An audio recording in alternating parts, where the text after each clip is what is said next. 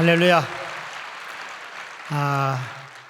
제가 외부 설교를 이렇게 다니면서 오늘처럼 마음 편한 게 없습니다. 왜인가 하면 여기서 늘 섬기시는 목사님이 저와 체구가 비슷하셔서.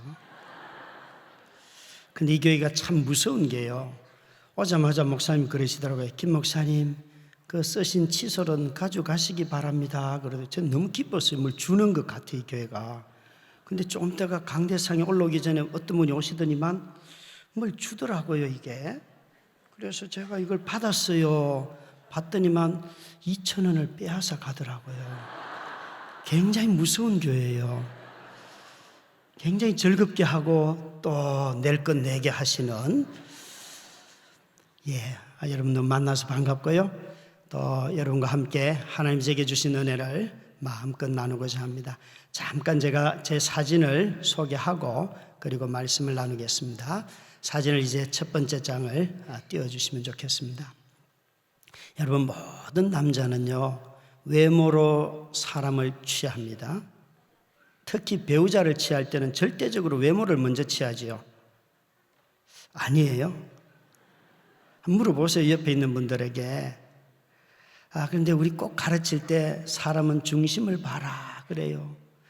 여러분, 20대가 어떻게 중심을 봅니까? 여러분, 자, 남자들 대답해 보세요. 나는 외모로 제 아내를 취했습니다. 맞으면 아멘. 오늘 이제 집에 가면 싸움 납니다. 여러분, 싸움 나요. 그걸 어떻게 할 수 있는가? 담임 목사님, 사모님 뵙자마자 역시 내 말이 맞아요. 여러분, 부교역자들, 사모님들 보면 예뻐요, 안 예뻐요? 다 교역자들은 외모로 취해요. 그러니까 외모를 취하세요. 그리고 난 뒤에 중심은 언제 보이는가? 삶이 어려우면 그때 중심으로 사랑하면 돼요. 괜찮지 않아요? 결혼 안 한 청년들, 형제들, 외모를 취하시고 어려울 때 중심으로 사랑하세요. 그래요, 뭐 거의 독신으로 사실 모양인데. 제가 20년 전에 취한 아내입니다. 그 다음 사진요. 10년이 지나기 전에 9년 9개월이 지나갈 때에 쓰러져서 뇌경색으로 쓰러졌습니다. 그래서 저렇게 누워서 말도 못하고 입도 열지 못하고 모든 것을 돌봐줘야만 하는, 결혼생활 9년 9개월 아주 건강한 몸으로 했고요. 나머지 시간은 이제 아내를 돌보면서 그렇게 살아가는데, 저렇게 꽃을 꽂아준 것은 구리시 코스모스 축제에 아내를 저렇게 데리고 가서 당신도 꽃이고 코스모스도 꽃이네, 그렇게 말했습니다, 여러분. 그 다음 사진요. 이 아이를 낳고 3일 뒤에 쓰러졌어요. 퇴원하는 날 집에서. 그래서 원인은 알지 못하지만 아이를 출산하고 교회를 개척하고 난 뒤 4개월 뒤에 아내가 쓰러졌습니다. 그렇게 자라가는데 이 아이가 벌써 10살이 되었습니다. 그 다음에요, 한 5년이 지나면서 쓴 책이 난 당신이 좋아 하는 책이에요. 아내가 말을 할 수 있을 때에 제게 들려준 말이에요. 난 당신이 좋아. 근데 아내 쓰러지고 난 뒤에 가만히 이 말을 묵상하다 보니까 이 사람은 처음 결혼할 때부터 나를 좋아했구나. 내가 무엇을 해주는가 이런 것이 아니고 나를 좋아했구나 하는 것을 알겠어요. 뒤에 있는 병이 뭐처럼 보이세요? 와인으로 보이시는 분들은 집에 와인이 있고요. 저것은 커피를 찬물에 내리는 더치 커피를 담은 병인데요. 제가 아는 한 음식 중에서 태우고 갈고 그래서 집 이기고 내려서 맛과 향기를 내는 것은 커피밖에 없는데, 고통과 고난을 상징하는 음식 중에 하나를 고르라고 한다면 저는 커피를 고르고 싶어요. 새카맣게 타지만 그러나 맛과 향기가 있다는 거지요. 그 다음 사진요. 아내를 10년 동안 돌보던 중에 자주 이제 구급차를 불러서 이렇게 집에서 교회까지 한 1.6km 되는 거리를 가면 한 7만 원 비용을 내야 돼요. 그래서 늘 그렇게 아내를 태우고 교회 갔고요. 매주일마다 하나님 일으켜 주실 거려고 하거들랑 집에서 말고 기도원에서 말고 교회에서 일으켜 주세요. 그래서 교회가 하나님께 영광을 돌리게 해주세요. 그렇게 기도하는 마음으로 늘 아내와 함께 교회를 다녔습니다. 그런데 어느 날 가만히 한 6년쯤 지나니까요, 내가 구급차를 만들어서 태우고 다니면 재정적으로 여유롭겠다 해서 봉고차를 개조했습니다. 합법적으로. 그리고 이동 침대를 구입해서 넣고 저렇게 나무 상자에는 석션기와 구급 장비가 다 장착을 했습니다. 이렇게 하니까요, 어디까지 갔던가 하면 무주구천동 덕유산에 사는 수련회까지 가서 수련회하고, 저 속리산에 가면 한경직 목사님 기념 수양관이 있는데 그곳에 가서 수련회하고, 하여튼 안 가는 데가 없습니다. 그래서 아내가 컨디션만 된다면 어디든지 움직이기 시작했는데요, 집에만 있으면 환자가 되지만 움직이기 시작하면 친구를 만날 수 있고 자기 삶을 살 수가 있습니다. 그 다음 사진요. 그래서 첫 번째 나들이 한 것이 홍익대학교 앞입니다. 제 아내가 누워있지만 유일하게 사회활동을 하는 그런 단체입니다. 재정후원 이사입니다. 물론 은행에 통장으로 계좌이체되지만 아내 이름이 재정후원 이사로 등재되어 있습니다. 이주 여성 노동자들을 위한 경제문화공동체 대표하는 박진숙 자매예요. 그래서 그 개소식을 할 때에 저희가 가서 함께 축하했습니다. 다음이요. 이것은 이번 여름 수련회 가는 길입니다. 저와 함께 두 분 집사님과 아내를 저렇게 태우고 고속도로 휴게소 한적한 곳에서 점심을 먹는 장면인데 이제 태안으로 내려가고 있습니다. 하나님께서 이런 모습으로도 어디든 갈 수 있게 해주시고 또 은혜를 함께 나눌 수 있게 해주시는 것이 저희 성도들은 압니다. 놀랍게도 하나님의 은혜가 얼마나 큰지 알고 있습니다.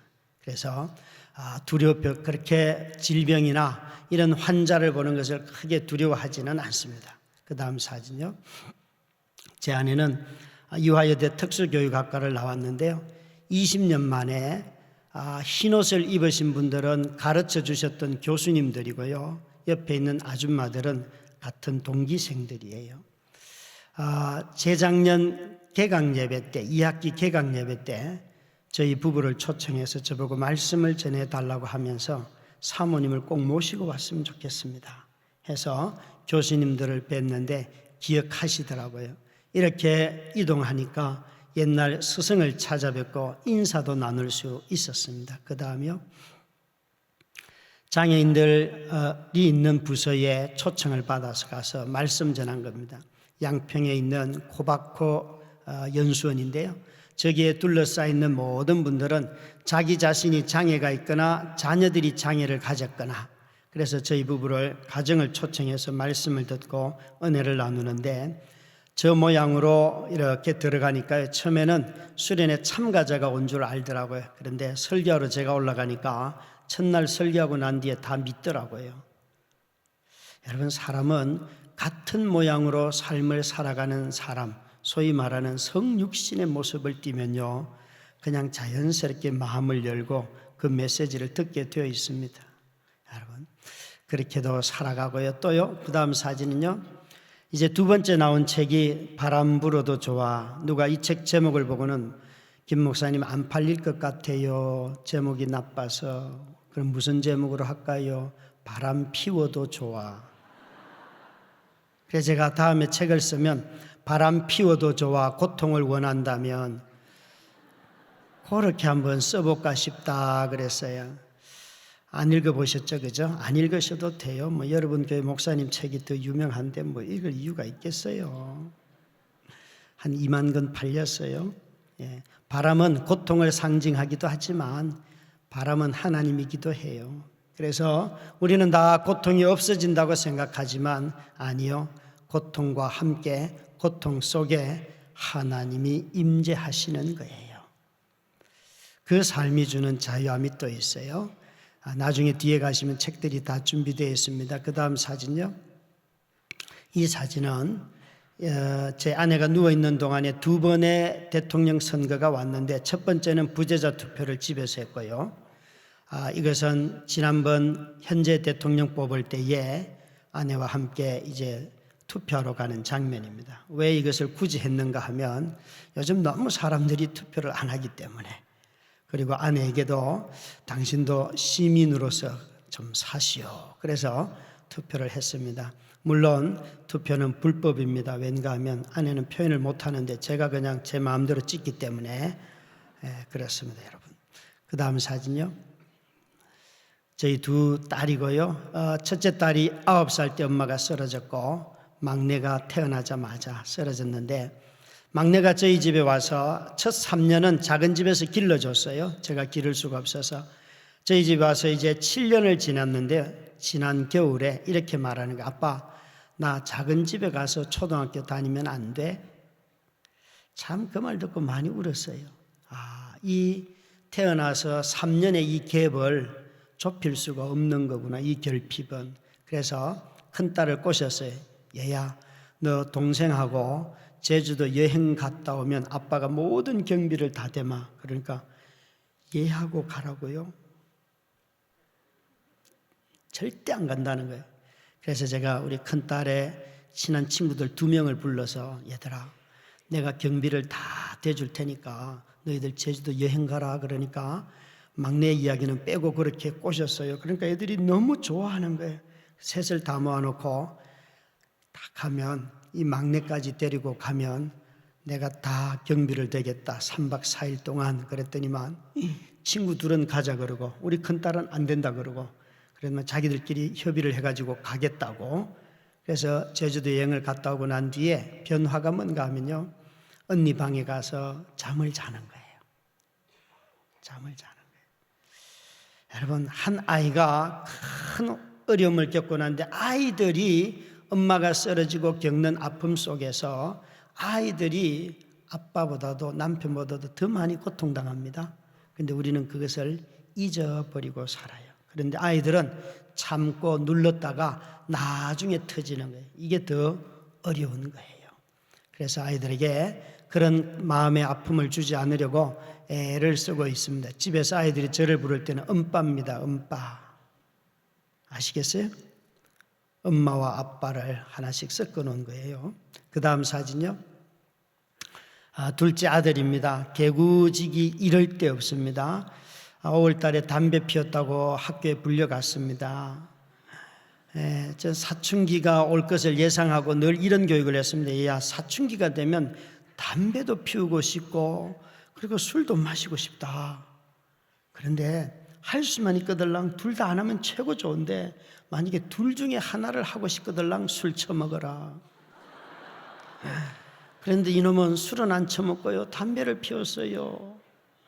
정말 얼마나 힘이 드는지요. 그래서 선생님한테 갔더니만 막 웃어요, 선생님이. 그래서 둘이 선생님하고 막 다른 이야기만 실컷 하다가 왔어요.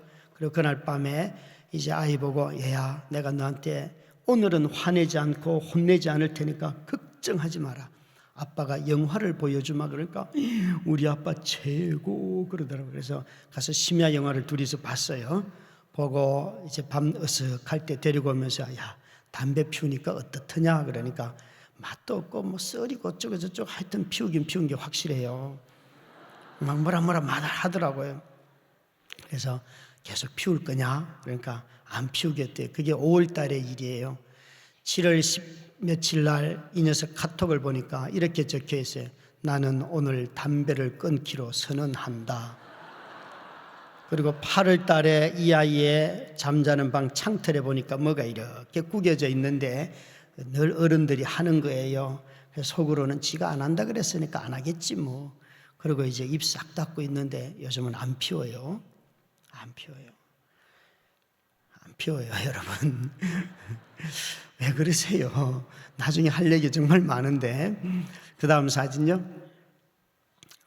저와 아내예요.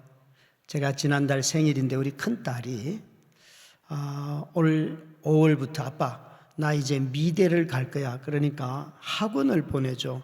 저희 아이들은 학원에 간 적이 없습니다, 여러분. 공부를 하기 싫어하기 때문에 학원을 안 가겠대요. 그래서 가지 마라.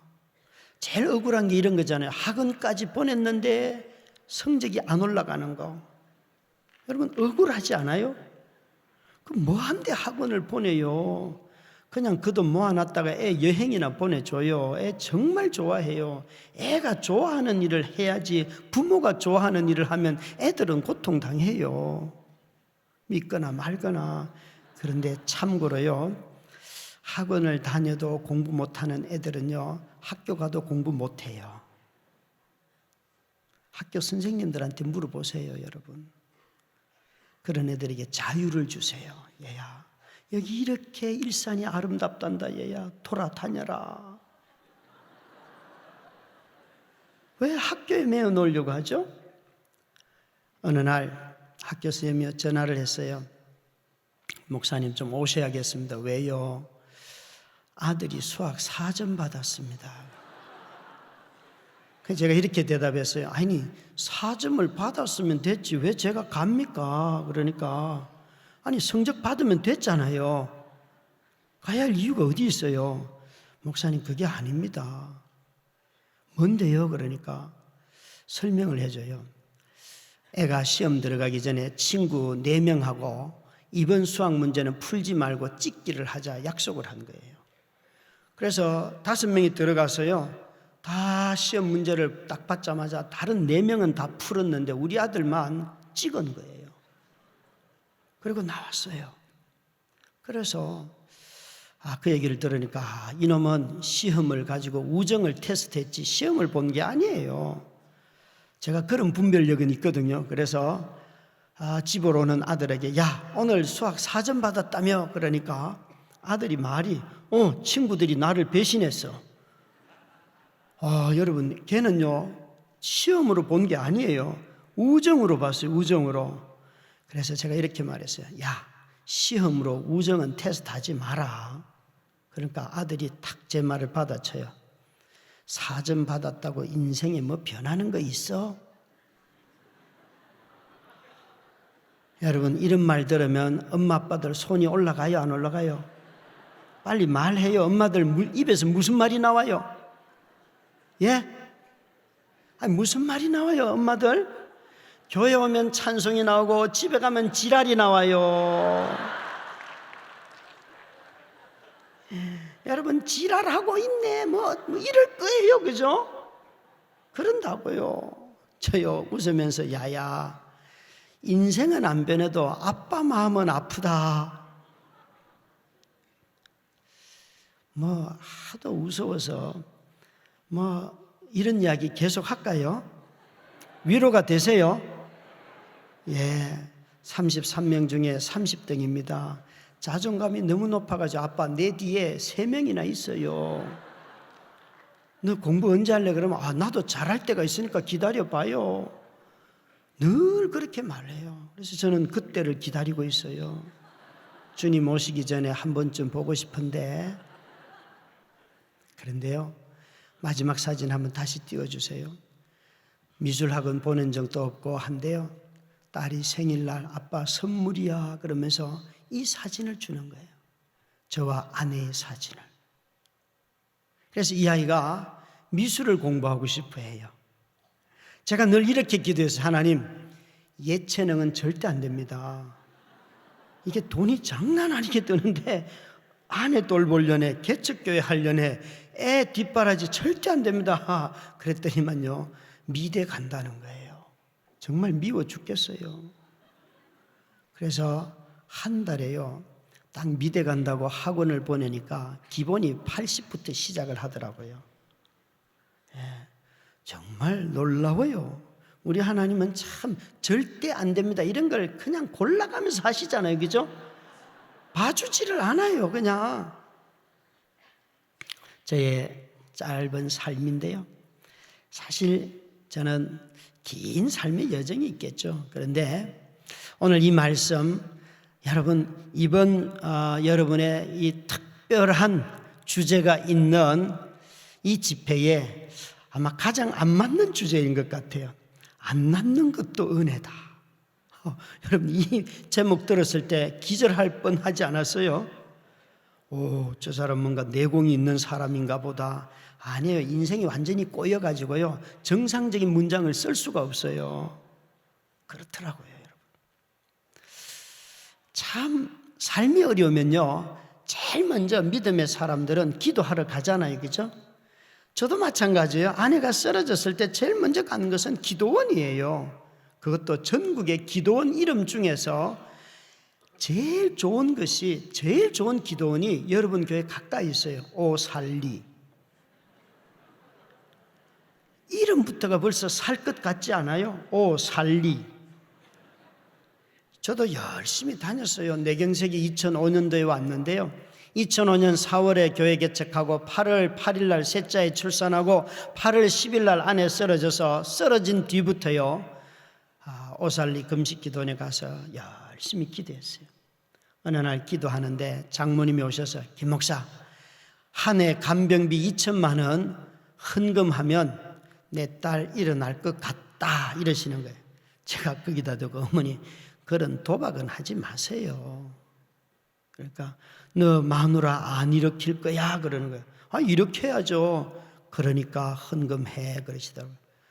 제 마음속에서, 아니 개척교회 헌금하지 왜 여기에 한국에서 제일 유명한 목사님이 섬기는 교회 기도원에 내가 헌금을 해요? 그것도 2천만 원이나. 그러니까 우리 어머님 은혜 받은 대로 해라 그러시는데, 은혜는 받은 게 좀 있어요. 그래서 2천만 원을 준비해서 2천만 원을 드렸어요. 아내가 일어났어요, 안 일어났어요? 여러분도 당해보셨나요? 안 일어났어요. 믿음으로 드렸다고요. 안 일어나더라고요. 참 여러분, 한 3, 4년을 그래도 열심히 기도하면서 보내는데, 하나님이 아내가 병원에 입원하고 난 뒤 일주일 만에 주신 응답의 찬송이 뭔가 하면, 거친 파도 날 향해 와도 잠잠하게, 폭풍 가운데 나의 영혼 잠잠하게 주를 바라보리라. 이 찬송을 중환자실 그 차가운 콘크리트 벽을 붙들고 밤에 막 여러 날을 우는 중에 그 찬송을 주시는 거예요. 참 위로가 되었어요. 얼마나 큰 위로가 되는지. 그래서 그 찬송을 의지해서 찬송을 가지고 하나님 앞에 나가서 3, 4년 동안 그 찬송 수없이 많이 불렀어요. 그런데 2008년도 6월 23일 날 전기 찜질기를 다리에 올려줬는데, 작정 기도를 하던 중에 그만 찜질기가 불이 나가지고 안에 다리를 다 태운 거예요. 그래서 다리를 잃었어요. 그것도 교회에서 작정 기도를 하던 중에.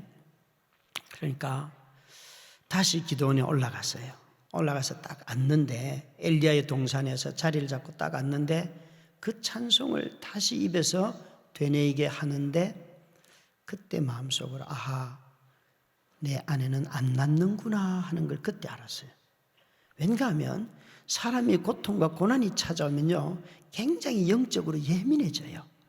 그런데 제가 4년 동안 불렀던 그 찬송에는 일어난다, 고친다, 회복된다, 낫는다 이런 약속의 말씀이 없고, 그냥 주님만 바라보아라 이거밖에 없어요. 그때서 정리가 되는 거예요.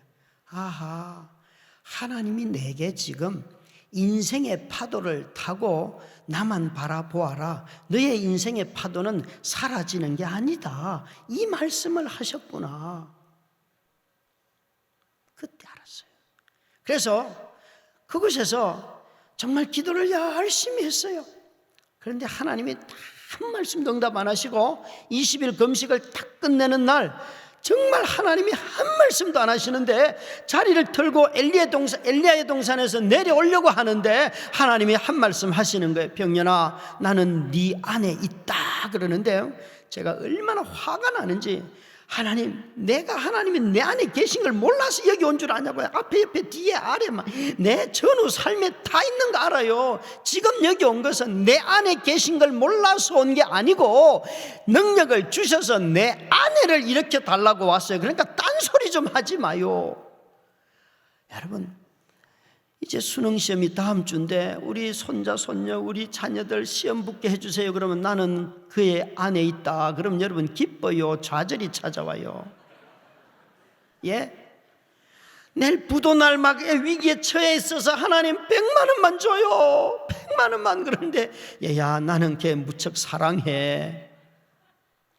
여러분 화딱지 날까요? 안 날까요?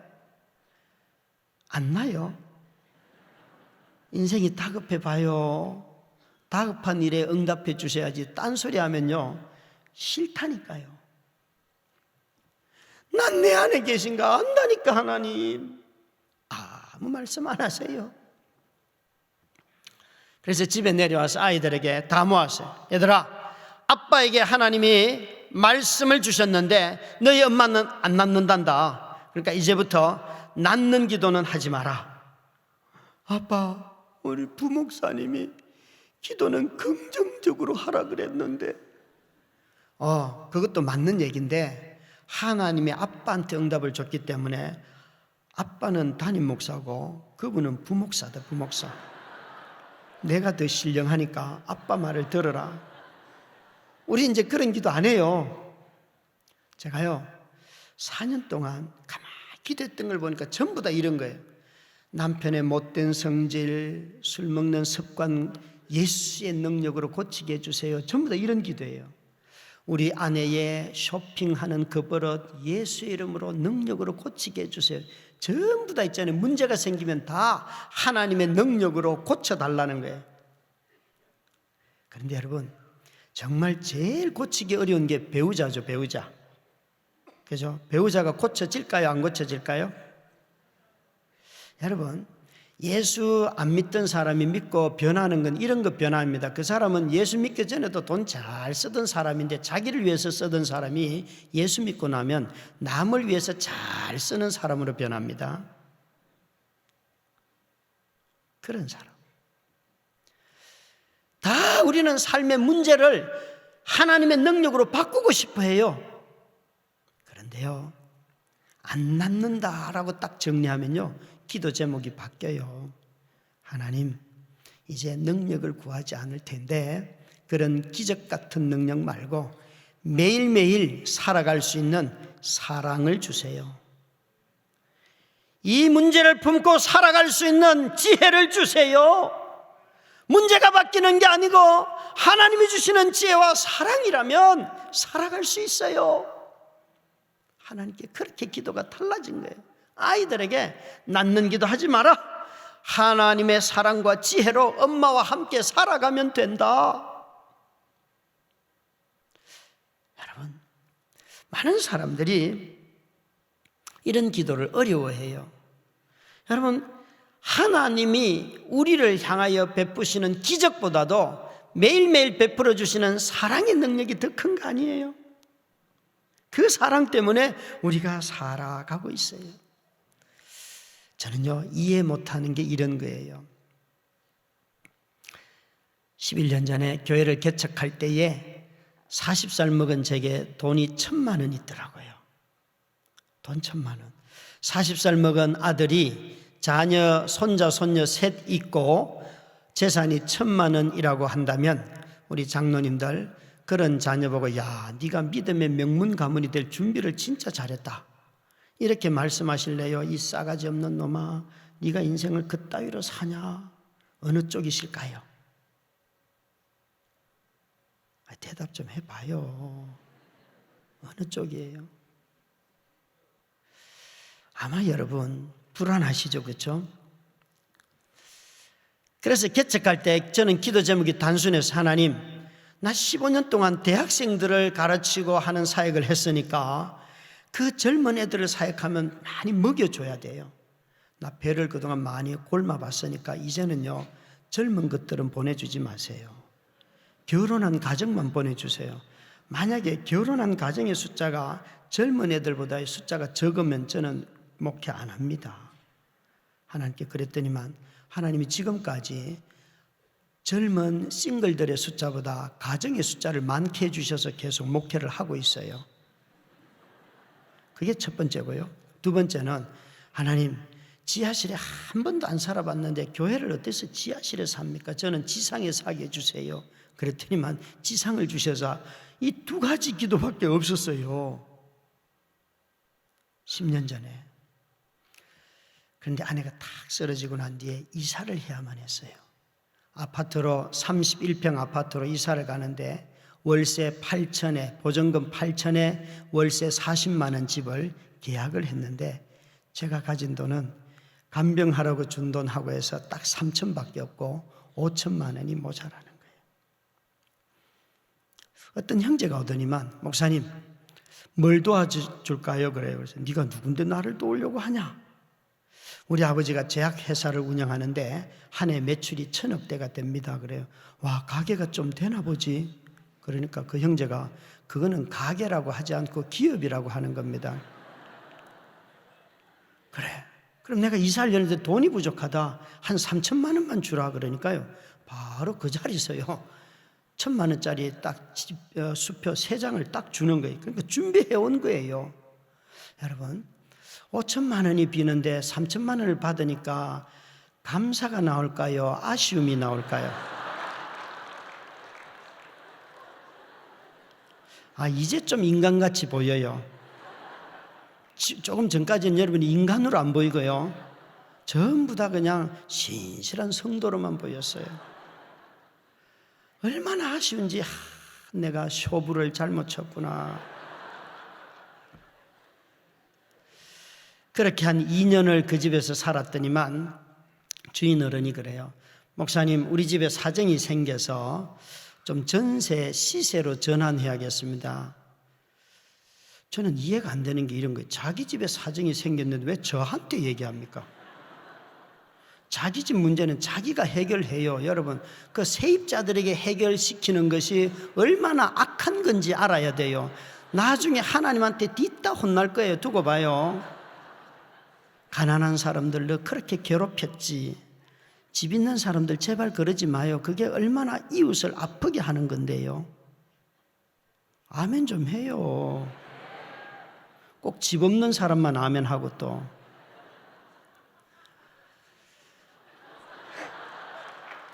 아니, 누구세요 도대체? 주인어른, 제가 아무리 빚을 내도 그 돈은 모으기 어렵습니다. 전세가 그때 2억 3천 하더라고요. 지금은 올라서 2억 5천 해요. 그 돈 모으기 어렵습니다. 목사님, 얼마를 모을 수 있습니까? 그래요. 그래서 글쎄요. 목사 자격이 은행에 가면 신뢰도가 없잖아요. 그죠? 성도들은 목사에 대한 신뢰도가 높지만 은행은 절대 저의 인격을 신뢰하지 않고 저의 재정 능력을 묻는데 재정 능력은 없어요. 우리 지혜로운 집사님들이 공문서를 위조해가지고 한 8천만 원을 대출을 받았어요. 그래서 1억 6천을 만들었는데 이건 턱없이 모자라는 거예요. 한 7천 내지 9천만 원이 모자라는 거예요. 주인한테 전화를 드려서 주인은 모자라는데 1억 6천밖에 안 됩니다. 그러니까 그래요 목사님 계약합시다 그래요. 나머지는요. 아니, 없다는데 뭘 어떻게 해요? 주인이 그러는 거예요. 나머지를요 월세를 내라든지 이자를 내라든지 이런 말씀을 한마디도 안 하시고 그냥 없으니까 그냥 하재요. 그래서 저 1억 6천에요 지금 10년째 그 집에 살고 있어요.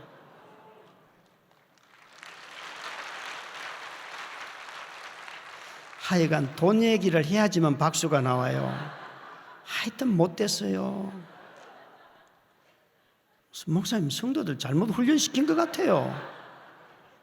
예수 이야기할 때 박수가 나오고 이래야 되는데 돈 얘기할 때 박수 나오고 정말 있잖아요. 주인이 얼마나 고마운지 제가 이렇게 말하면 사람들은 말하는 게 있어요.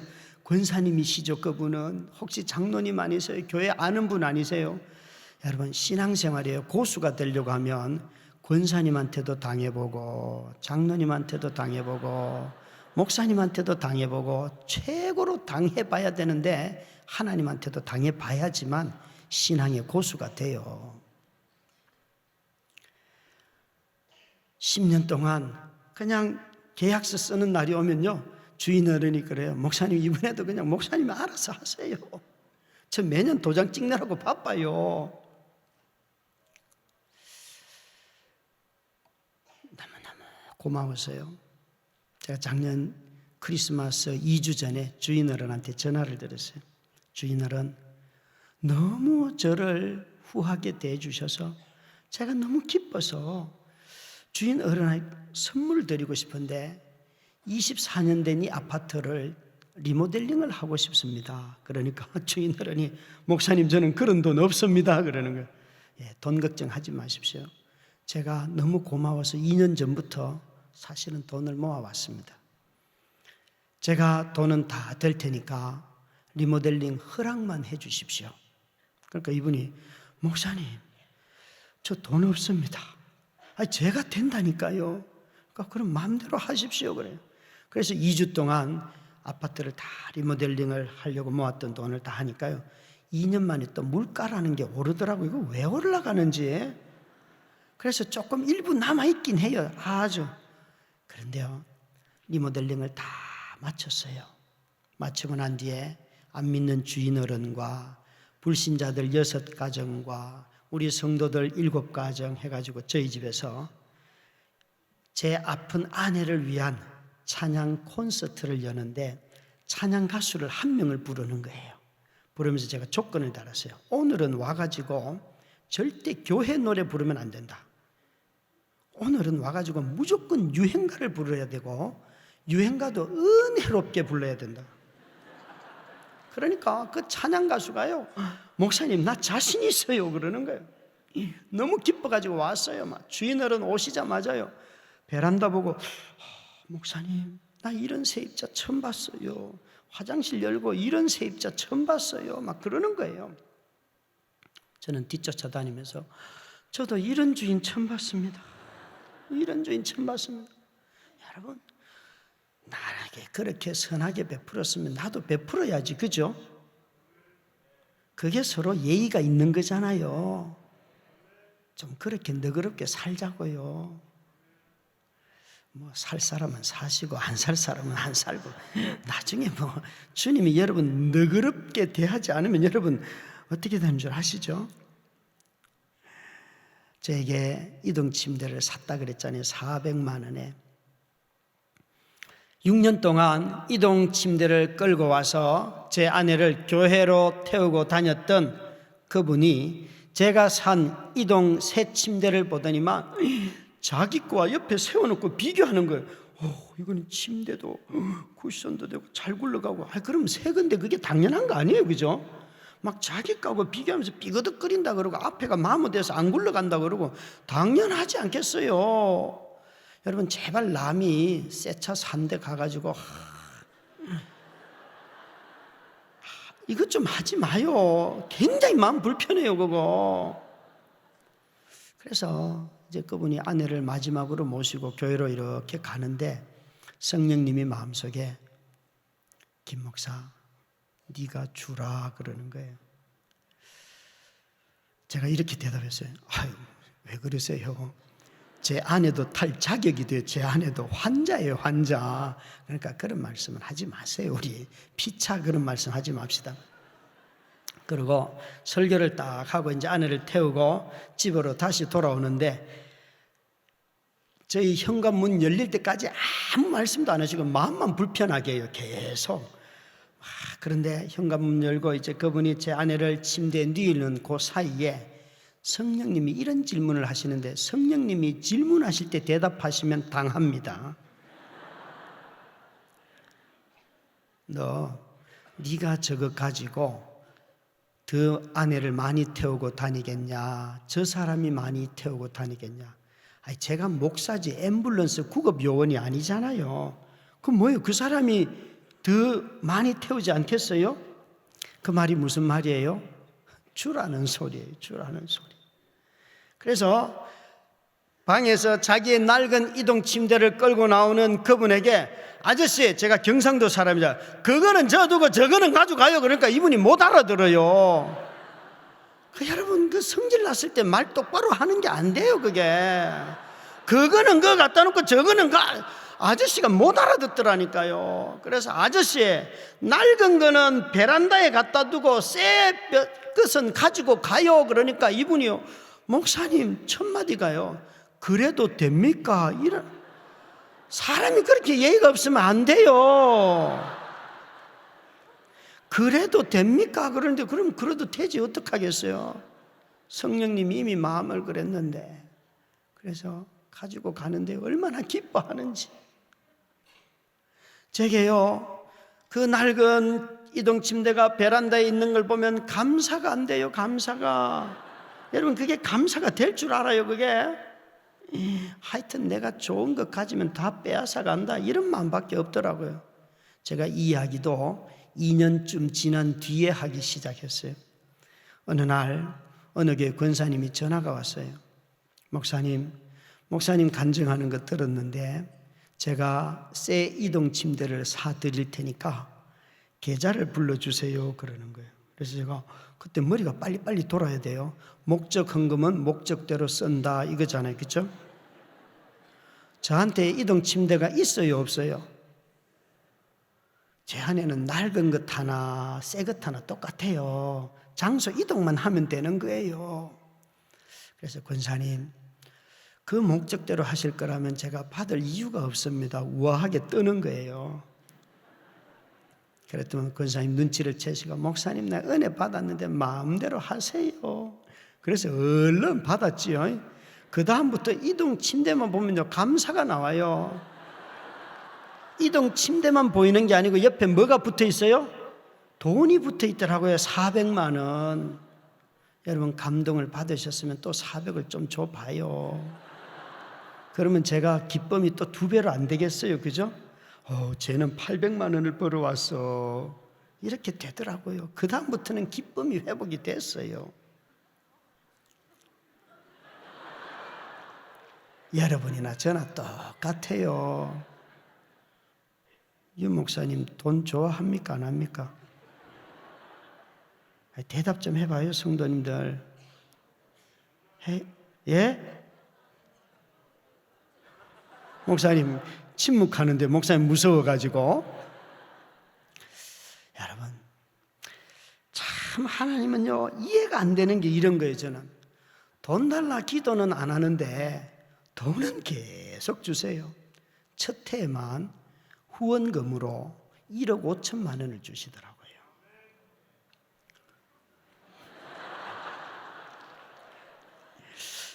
저는 돈 달라는 기도를 해본 적이 없습니다, 여러분. 40살 때 1,000만 원이라는 것은 주는 걸 좋아하는 사람이 안 해도 그랬고, 그런데 하나님이요, 기도를 잘못 들으세요. 나는 아내를 일으켜 달라고 그렇게 기도하는데 하나님은 돈을 주세요. 돈을 주세요. 하나님, 내가 이제 돈 달라 그랬어. 아내만 일으켜줘. 하나님은요, 아무 말씀도 안 하세요. 난 당신이 좋아라는 책을 썼어요. 책을 쓰고 난 뒤에 얼마나 기쁘던지. 이게 5년이 지난 뒤에 썼는데 제 손으로 이제 돈을 벌겠구나, 이런 생각이 드니까, 역시 제가 모시는 성령님은 제가 돈 버는 꼴을 잘 못 보시는지 원고를 쓰고 막 혼자 흥분해가지고 이게 10만 건 팔릴 거야, 막 이런 환상에 젖어서 혼자 막 기뻐하는데, 그 돈 네 돈 아니다. 인쇄비를 받은 게 아니에요. 원고 써서 이제 출판부에 넘긴 거예요. 그런데 마음속에 그 돈 네 돈 아니다 그러는데, 하나님, 나도 이제 내 손으로 좀 벌어보면 안 됩니까? 그러니까 너 5년 동안 어떻게 살았는지 돌아봐라. 그게 무슨 소리예요? 너 남에게 도움 받았으니까 그거 남 돕는 데 쓰라는 거예요. 여러분, 놀라운 하나님이에요, 그죠? 놀라운 하나님. 그래서 이렇게 기도하는데 누가 보여요. 그래서 그분에게 2천만 원의 빚을 내가지고 온 가족이 다 신용불량자에 걸렸어요. 아빠가 사업이 부도나가지고 완전히 몰락해가지고 마지막 남았던 아파트까지 다 경매 처분하고, 그 집도 우리 성도들 6명이서 제가 저 집은 그래도 그 집 큰딸이 우리 교회를 나왔어요. 살 집이라도 마련해 줘야 되니까 돈 좀 헌금 좀 해봐요. 그러니까 3천만 원을 모았어요. 교회도 안 나오는 그분에게 갖다 드리니까 이분이 목사님 나는 그 교회도 안 가는데 왜 이 돈을 나한테 줍니까? 그래. 그런 건 나한테 묻지 마요. 나도 주고 싶어서 주는 게 아니에요. 그러니까 이 어른이 50 그때 5세 된 어른이 눈물 쭉 흘리면서 내 친구가 홍준표인데 부터 시작해서 막 자기 친구 이름 쫙 대는데 뭐 어려울 때 와서 안 도와주는데 뭔 친구예요, 그죠? 근데 교회가 도와주니까 이분이 이사를요 교회 앞으로 하시더라고요. 그런 분이 한 분 계셨어요. 그런데 그분을 떠올리면서 하나님이 그 가족이 살 수 있도록 라보 트럭을 사주라는 거예요. 그래서 그거 사줬어요. 제가 이 말씀을 그 책에 추천사를 써준 김동호 목사님한테 가서 목사님 제가 이런 일을 했습니다. 그러니까 목사님 밑에서 제가 8년 동안 목회를 배웠어요. 김 목사님이 저를 보자마자 야, 김 목사야 너 진짜 사고 쳤다. 내가 책을 많이 내봤는데 절대 그 액수는 너 거둘 수가 없다. 그러니까 내가 너 도와주마. 그래서 목사님이요 그 8,000원짜리 책을요 얼마에 자기 성도들에게 강매를 했는가 하면요 10,000원에 강매를 했어요. 그 책값은 뒤에 8,000원 적혀 있지만 10,000원이에요. 제가 섬겼던 목사님께서 올려주셨기 때문에 깎을 수가 없습니다. 여러분 이 집회가 끝나고 나갈 때 8,000원에 사는 자들에게는 정말 하나님은요 글쎄요 왜 이렇게 돈을 주시는지 모르겠어요. 어느 날 여러분 고통을 당하면 사람은 자기 자신의 연약함이 빨리 드러납니다. 남자들에게는 어려움이 찾아오면 분노라는 것이 이래요. 분노. 어느 날 얘들아 일어나라 그러니까 우리 5가족 중에서 아들만 벌떡 일어나는 거예요. 토요일 날 아침에. 그런데 이 아들이 그때 12살인데 방문을 열고 나오면서 이렇게 말을 해요.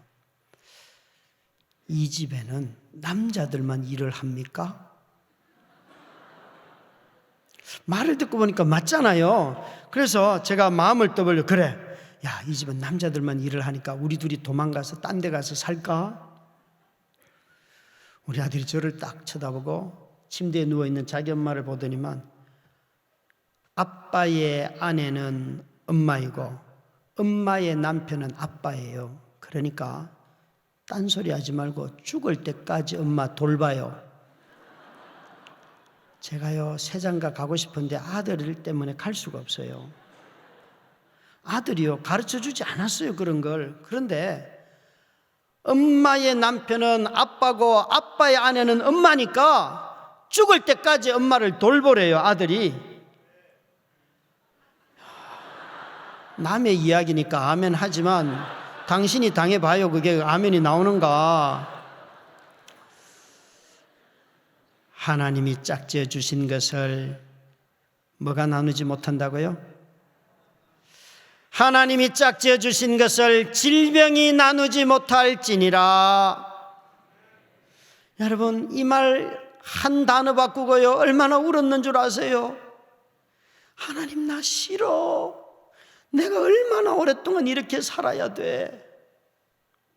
하나님이 짝지어 주신 것을 기질 차이가 나누지 못할지니라. 아멘 좀 해요. 아멘. 왜 질병은 안 나누는데 기질 차이로는 나누려고 해요?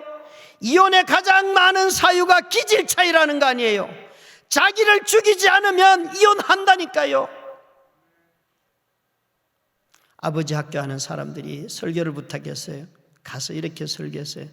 아버지가 죽어야 가정이 산다. 여러분, 가정이 살려면 부부가 죽어야만 돼요. 기질 차이도 나누지 못하고 실직도 나누지 못하는 거예요. 여러분 무서운 거예요. 하나님 말씀은. 저도요, 그 말씀 때문에 아파서 울었어요. 하나님, 나 싫어요.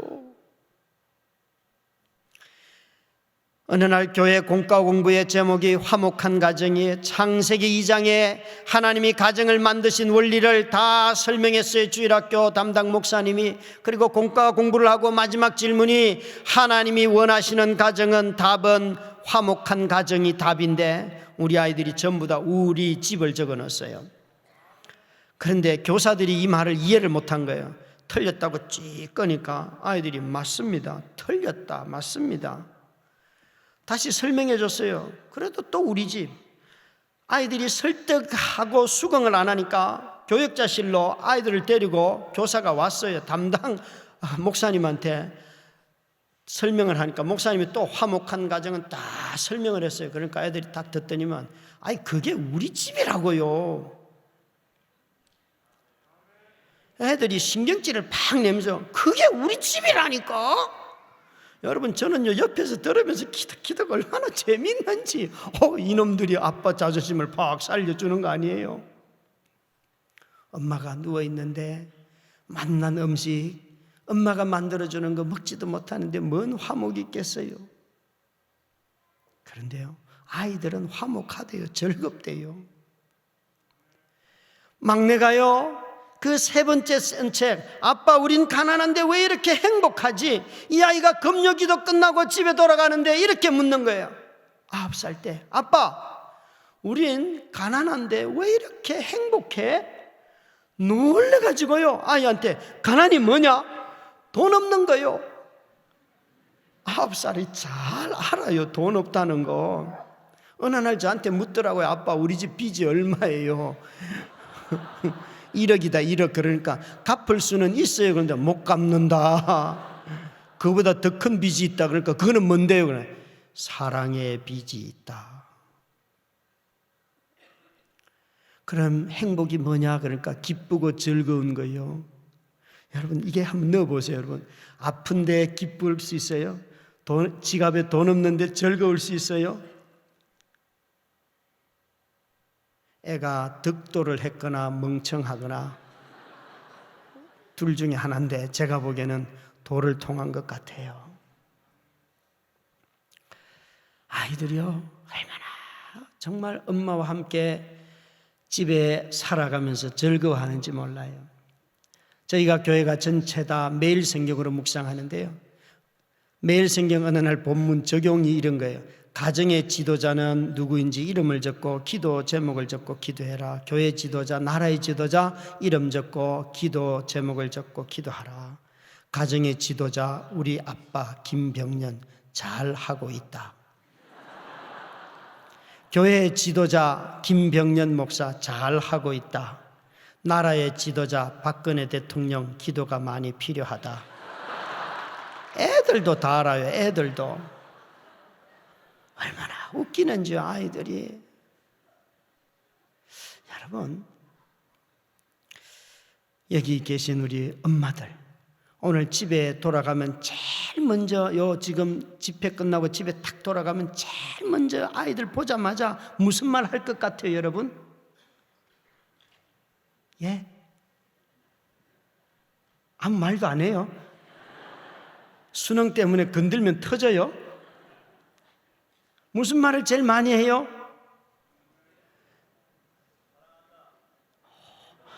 아빠는 사랑한다고 그랬어요. 제가 엄마한테 물었어요. 엄마 학원 갔다 왔냐? 숙제는 했냐? 시험 준비는 했냐? 뭐는 했냐? 너무 많지 않아요? 아이와 싸우기 싫거들랑 있잖아요. 공부하라 소리만, 공부하라고 말하는 제가 저희 교회에서 표현들 할게요. 주디만 닫으면요 가정에 평화가 임해요. 공부하라 소리만 안 하면요 애와 전쟁할 일이 없어요. 엄마들만 아멘 해보세요. 그렇게 하실 거죠? 이제 일산 지역에 평화가 임할 거예요. 청소년들에게.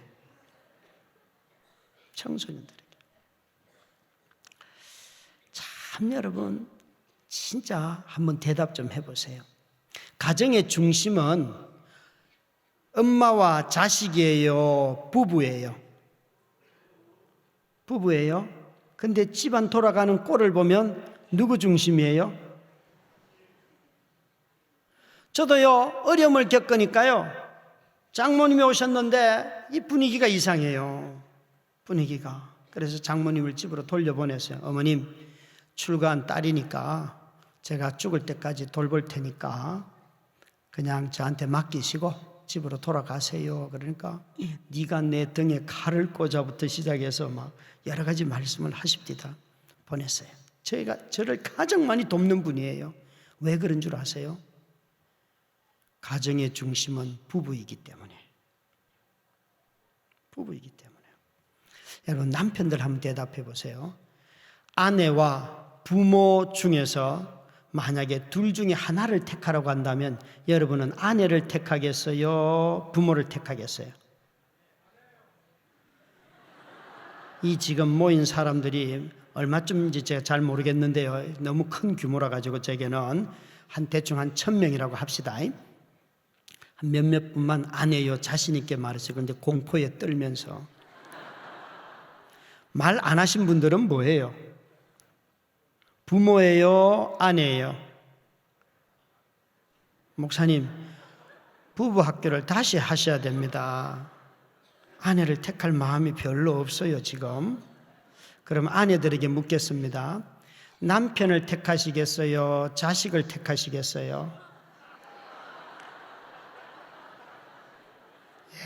역시 제 예측은 맞았어요. 옆에 배우자가 앉아있거들랑 손 좀 잡아봐요. 여보, 난 당신이야. 요렇게 돼야 돼요. 하나님이 가정을 만들 때 부부는요, 나이가 들면 멀어지고 60살이 되면 60m, 70살이 되면 70m 이렇게 만드신 게 아니에요. 하나님이 부부를 만드셨을 때는요, 둘이 딱 붙어 있도록 만들었어요. 그렇죠? 다음부터 목사님도 사모님 옆에 앉히세요. 남이 설교할 때 이렇게 둘이 데이트도 하시고. 그죠? 여러분, 목사님이 그래야지 여러분도 따라 하실 거죠? 그렇대요, 목사님. 부부는요, 붙도록 만들었어요. 부모와 자식은요, 헤어지도록 만들었어요. 이별하도록, 독립하도록. 그런데 요즘은요, 거꾸로 돼 있어요. 거꾸로. 하나님이 사랑의 깊이로 말한다면 장모님이 딸을 돌보는 것이 가장 사랑이 깊은 거예요. 남편이 아내에 대한 사랑보다 엄마의 딸에 대한 사랑은 무엇으로도 비교할 수 없어요. 그런데 하나님은 병든 아내를 누가 돌보라는 거예요? 남편이에요, 남편. 이것은 하나님이 만든 질서를 따라 하라는 거예요. 사랑이 많은 사람이 배우자를 책임지는 게 아니고 질서를 따라서 하면 가정은 규모 있게 자라게 되어 있는 거예요. 여러분, 정말 부부끼리 연합하려고 애를 쓰세요. 그리고 자식들은 대학까지만 보내줬으면 얘야 이제 네 인생 네가 살아라. 나는 내 이상 도와줄 마음이 없다. 이 어려운 시대에 엄마 아빠 이러실 수가 있습니까? 네 인생 네가 알아서 해라. 어머니 손자 손녀를 좀 맡아주세요. 얘야, 나도 믿음으로 너희들 키웠다. 네 새끼 네가 키워라. 그래야지 교회에 일꾼들이 있어요. 권사님들이, 나이 있는 집사님들이 다 손자 손녀 돌보느라고 교회에 일꾼이 없어요. 여러분, 그거는요, 아이들에게 가르쳐 주는 게 있어요. 둘이 벌어서도 못 먹고 산다는 경제적인 두려움이 부모들 마음속에도 있고 그 아이들 마음속에도 있는 거예요. 얘들아, 너희 삶의 규모를 줄이더라도 너희 가정은 너희가 책임져라. 나는 내 인생 너희들 키운 것으로 끝이다. 손자 손녀 나에게 맡기지 마라. 권사님들만 아멘 좀 해봐요. 내년에 봉사자가 많으면 제 덕입니다. 여러분, 아무리 어려워도 하나님이 가정의 중심은 부부라고 했기 때문에 그대로 순종했더니만 아이가 담배를 피워도 크고요, 사점을 받아와도 크고요, 아이들이 사춘기를 겪는 모든 과정을 다 겪어도 하나님이 그 아이들을 키워 가십니다. 애들이 반에서 전교에서 공부 1등 한다는 소리가 아니에요. 우리 아이들은요, 얼마나 컨피던스, 자신감이 넘치는지 몰라요. 자신감. 저는요, 가정을 돌보면서 여자의 머리 묶는 게 이게 정말 고급 인력이라는 것을 알았어요. 이게 잘 안 돼요, 이게. 그래서 그냥 늘 단발머리로 그냥 잘라버렸어요. 그랬더니 애가 아빠 나 긴 머리 좋아하는데 잘 못하겠어요. 여러분, 어느 날 하나님이 작년 사순절 때죠. 너무너무 힘들더라고요. 10년째 딱 들어가는데 정말 너무너무 힘들어서 하나님 난 너무 힘들어요. 그렇게 울면서 출근을 했는데 교회 본당에 가서 막 엎드려서 막 하나님 난 너무 힘들어요 그러면서 엉엉 혼자 울고 있는데 하나님이 마음속에 이렇게 말씀하시는 거예요. 병연아, 나는 너한테 아들 줬다. 여러분, 10년 동안 이 아픔을 겪으면서 제가 배운 하나님은 눈은 늘 저를 보고 계시고 귀는 예민해서 제 말을 다 듣고 계시고 머리는 스마트하셔서 모든 앞뒤 일을 다 아시는데 입이 무거워요. 말씀을 잘 안 하셔요. 그런데 어쩌다 말씀을 한마디 하셔도 전혀 뚱땅지 같은 말씀. 난 너무 힘들어요 그러는데 난 너한테 아들 줬다. 어찌나 억울하든지. 아니 귓구멍이 있으면 좀 똑바로 들어요. 이게 사람이 어려우면요 말이 막 나가잖아요, 그죠? 이렇게 주일날 대표 기도하러 올라오신 장로님들이 기도하실 때에 역사의 두 수레바퀴를 오늘도 움직이시는 전능하시고 사랑이 많으신 창조주 하나님 이러면요 저는 저분은 참 인생이 평안한가 보다. 저는 그렇게 생각하고요. 나오자마자 아빠 좀 어떻게 좀 해봐요. 뭐 이런 사람을 보면 저 사람은 참 기도가 애절하구나 그렇게 느껴요. 난 너무 힘들어요. 그렇게 49살 먹은 아들이 막 엎드려서 울고 있는데 난 너한테 아들 줬다 그러는 거예요. 어찌나 화가 나든지. 전혀 아픔을 겪으면서 알게 된 하나님이 이런 하나님이에요. 내가 죄인이었을 때에, 내가 악인이었을 때, 내가 하나님과 원수 되었을 때도 나를 위하여 자기 아들을 십자가에 달려 죽게 하시는 그분의 사랑이 많은 분이라면 내가 삶이 힘들어서 당신 앞에 나가서 따진다고 한들 나를 때릴 뿐이냐는 거예요. 에라 이놈아 너 그거 아프다고 나한테 대들어 췌장암이나 하나 먹어라. 그럴 하나님이 아니라니까요. 우린 그런 식으로 하나님을 너무 많이 생각해요. 내가 뭔가 좀 잘하니까 잘해주는 하나님 절대 아니에요. 그 아픔의 눈물을 다 한두 시간 쏟아내니까요. 병연아 너 내 아들보다 귀한 거 있니? 이러는 거예요. 예? 마음속에 로마서 8장 31절부터 39절을 읽어봐라. 그런 마음을 주셔서 펴자마자 32절에 이런 거 있어요. 아들을 아끼지 아니하시고 내어주시니가 어찌 그 아들과 함께 우리에게 모든 것을 은사로 주시지 않겠는가. 제 아내가 일어난다는 소리예요? 안 일어난다는 소리예요? 아들까지 줬는데 이건요 그냥 게임이 안 되는 거잖아요. 이렇게 좋은 약속을 주시다니. 그런데 39절까지 읽으라 그랬잖아요. 35절에 가면요 환난과 기근과 곤고와 적신과 위험과 칼이랴. 뭘 준다는 거예요? 뭘 준다는 거예요? 여러분 비교해 보세요. 아들 예수 그리스도와 제 아내가 일어나는 거 비교하면 어느 게 더 귀해요? 이쪽 귀 귀해요? 이쪽 귀 귀해요? 여러분이 하나님을 닮았다는 게 이런 거예요. 애매하면 대답을 안 해요. 뒤에 최악의 것을 다 갖다 놔봐요. 환난, 적신, 정말 모든 것을 다 잃는 삶, 그걸 갖다 놔도 우리에게는 이미 최고로 좋은 분이 계시기 때문에 이 뒤에 것이 아무리 나빠도 우리는 더 이상 나빠질 수가 없는 거예요. 저와 여러분이 예수 믿을 때에 받았던 예수 그리스도가 우리의 삶의 최고의 선물이었는데 하나님이 이 선물을 언제 주셨는가? 첫 번째 주셨어요. 봐요, 제가 말했죠. 돈 얘기할 때는 아멘하고 예수 이야기하면 아멘도 안 한다 그랬다니까 내가요. 여러분, 정말 그때 성령님이 제게 이러시는 거예요. 병년아, 넌 내 아들보다도 너의 삶에 귀한 게 뭐냐? 너 한국교회가 내 아들을 귀하게 여기는 줄 아냐? 지네들 행복을 구하고 가족의 건강을 구하고 거기서 다 머물지 않냐? 십자가가 얼마나 귀한 건데, 비교할 수 없는 건데, 내가 구하고 찾고 좋다고 말하는 거 어떤 걸 갖다 놔도 이게 떨어지지 않아야 되는데 이게 어디로 갔는지 없어요.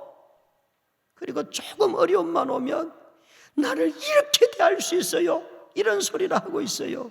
더 좋은 걸 받은 걸 이미 누리고 있는 것조차 모르면서. 아내가 화상을 입었고 다리를 수술하는 날, 저 영등포에 있는 한강 여의도 성심병원에서 수술하는 날, 영등포 그 역전에 롯데백화점 가서 신발이 이렇게 놓여있는 쇼윈도를 보면서 많이 울었어요. 내 아내는 더 이상 저 신발을 못 신는구나. 여보, 내가 발이 되어줄 테니까 당신 나보다 하루만 일찍 죽으면 돼. 수술을 하고 집에 돌아오는데 동부간선을 따라서 이렇게 가야 돼요. 강변북로를 따라서. 마음속에 눈물이 쭉 흐르면서 하나님, 내 꿈이 도대체 뭐예요? 하나님한테, 하나님, 내 꿈이 도대체 뭐예요? 전 20대에 터키에 선교사로 가려고 하나님께 말씀드렸어요. 근데 하나님이 저를 캠퍼스에 전도자로 불러주셔서 선교단체를 15년 동안 섬겼더니만 39 가을에 너 교회를 사랑한다, 교회를 설립해라, 그런 마음을 주셔서 살살 꼬셔서 교회를 설립했더니만 아내가 쓰러지고 뭐 이런 엄청난 일들이 지난 10년 동안 일어나는 거예요. 40살 이후로는 한 일이 없어요. 여러분, 교회도 설립은 했는데 사람은 보내주시는데 할 일이 없어요. 가정 돌보는 거 외에, 아내 돌보는 거 외에. 4년쯤 지날 때 집사님 여러 명을, 여집사님을 불러 모아놓고 집사님들, 내가 사표를 낼 테니까 다른 목회자 불러서 교회 해요. 제자 훈련 받고, 교회는 이렇게 하면 교회 안 돼요. 그중에 제일 나이 많은 집사님, 목사님, 젊을 때 우리한테 선한 목자 비유를 가르쳤죠. 선한 목자 비유가 뭐예요? 양이 목자를 위해 죽는 거, 그거 말고요. 양도 목자의 음성을 듣고 목자도 양의 음성을 듣는 게 선한 목자 비유지. 그러니까 쓸데없는 소리 하지 말고 양의 음성을 들어요. 다음 주에 설교 준비 안 해도 좋으니까 올라와서 얼굴만 비치고 내려가요. 우리도 견딜 테니까 당신도 참고 견뎌요. 얼마나 울었는 줄 아세요? 우리도 견딜 테니까 당신도 참고 견디래요. 설교 준비 안 해도 된대요. 정말 그렇게 버텼어요. 근데 꿈이 뭐예요? 꿈이 그냥 아내 돌보는 거예요. 하나님, 내 꿈이 뭐예요? 그러니까 하나님이 너 나만 사랑해 그러는 거예요. 제가 화난다 그랬죠, 이런 질문하면. 아니, 꿈이 하게 하는데 또 사랑 타령합니까? 그러면서 막 울었어요. 그날은 아무 말씀 안 하시고 한 2, 3일 뒤에 아내 또 문병 가던 중에 병년아, 너 나를 사랑하는 것보다 더 큰 꿈이 있냐? 그러세요. 그렇게 물으시면 없어요. 그렇게 물으시면 없어요. 그러니까 나만 사랑해 그러는데 갓길에다 차를 세우고요. 그래요. 그거라면 제가 하나님 사랑할게요. 막 울면서 사랑을 고백하니까 하나님이 병현아, 너만 너의 인생에 대해서 꿈꾼다고 생각하지 마. 나도 너에 대해서 꾸는 꿈이 있어. 그런데 내가 꾸는 꿈은 나를 사랑하는 사람한테 주는 거야. 하나님을 사랑하는 자, 곧 그 뜻대로 부르심을 입은 자들에게는 모든 것이 합력하여 선을 이루느니라. 이 말씀의 주요 동사는 사랑하는 자 현재형이에요.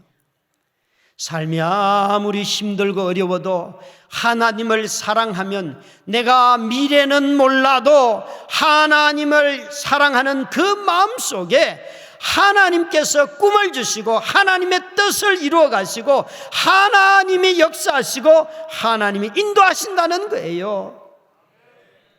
사랑하는 성도 여러분, 오늘 이 시대의 어린 아이들에게 너희 꿈이 뭐냐고 묻지 마시고 아이들에게 너희 하나님 사랑하냐고 좀 물어봐줘요. 공부했냐고 묻지 말고 하나님 얼마나 사랑하냐고 좀 물어봐줘요. 집에 들어가 그들랑 애 보면서 오늘 너 하나님 얼마나 사랑했니? 엄마 아빠 왜 그래? 제 친구 중에 첫째 아이가 비장애인, 둘째 아이가 신체장애, 셋째 아이는 출생하는 날 사산한 친구가 있고 넷째가 다운 증후군이 있어요. 그 집은 할아버지가 목사님, 할아버지가 장로님, 아버지가 목사님, 자기가 목사예요. 벌써 그 아이가 23, 24이 되었는데 이 지체장애가 있는 아이에게 교회 권사님들이 오시면 기도할 때마다 늘 이 아이가 나 예수의 이름으로 날 줄 믿습니다 그렇게 기도해요. 그럼 막 다들 아멘 그러잖아요. 근데 그 아이가 그 기도 끝나자마자 항상 눈 뜨면서 딱 하는 말이 있어요. 안 낳는 것도 은혜인데, 안 낳는 것도 은혜인데, 안 낳는 것이 은혜가 되는 것은 십자가 때문이에요. 오늘 사도 바울이 이렇게 말씀했어요. 나에게 이르시되 내 은혜가 내게 족하도다. 이는 내 능력이 약한 데서 온전하여짐이라 하신지라. 그러므로 도리어 크게 기뻐함으로 나의 여러 약한 것들에 대하여 자랑하리니 이는 그리스도의 능력이 내게 머물게 하려 함이니라. 아멘. 이 말씀이 오늘 저와 여러분에게 낳는다 안 낳는다 거기에 집착해 하지 아니하고 하나님의 은혜와 예수 그리스도의 능력에 집착하는 사람이 되도록 하실 말씀일 줄 믿으시기를 주의 이름으로 축원합니다. 기도하십시다. 아버지 하나님, 우리의 삶에 형편이 좋든지 나쁘든지 건강하든지 아프든지 하나님 잃었든지 가졌든지 있든지 없든지 하나님의 능력 안에서 사는 하나님의 은혜를 따라 사는 우리들 되게 해주셔서 감사합니다. 주의 은혜가 이 교회 위에 항상 부어지게 하시고 한소망교회 위에 항상 이 은혜가 마르지 않게 하여 주시옵소서. 예수님 이름으로 기도드렸습니다.